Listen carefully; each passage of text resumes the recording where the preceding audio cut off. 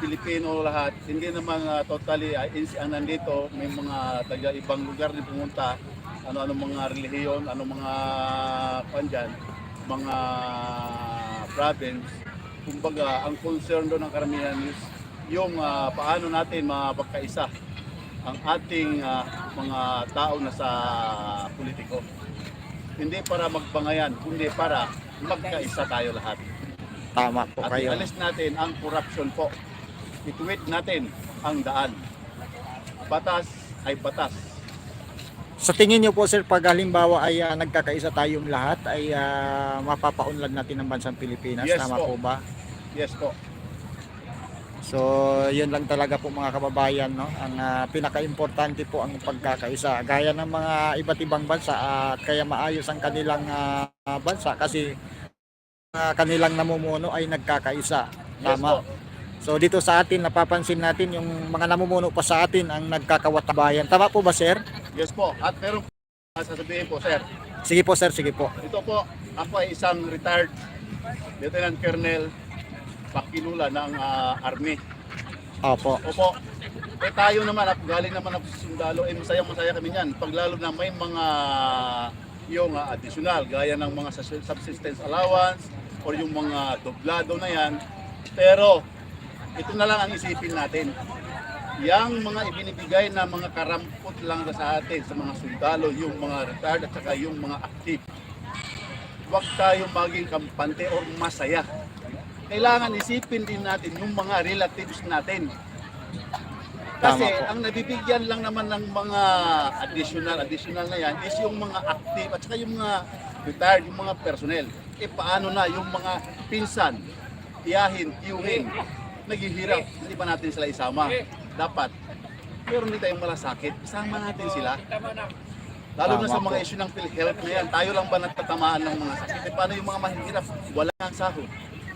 Diba? Tapos parang hindi nila alam ano ang gagawin nila pag magkakaroon na sila ng sakit ngayon. Tayo, tao lamang po. Yun ang isipin natin. Kailangan po natin ng pagbabago. Nga, nakusap kami ni Captain Dado, ni Ka Eric, lahat-lahat.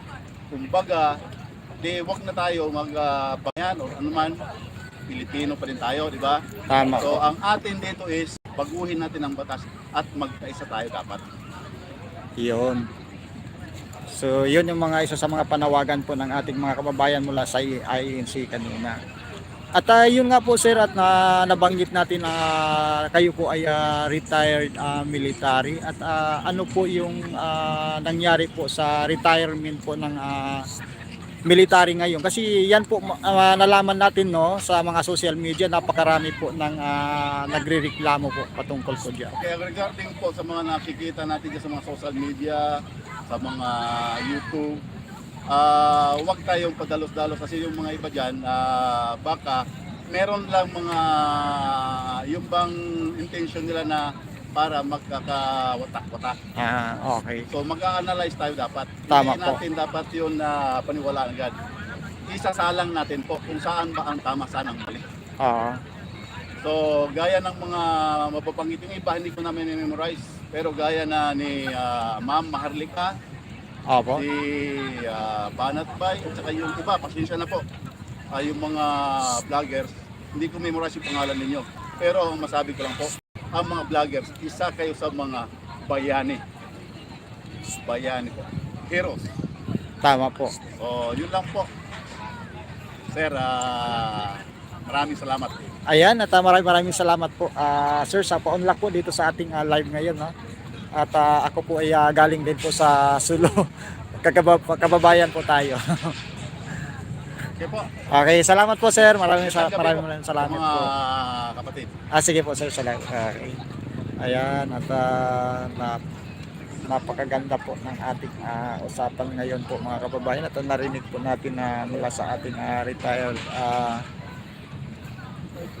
EFP ngayon, no?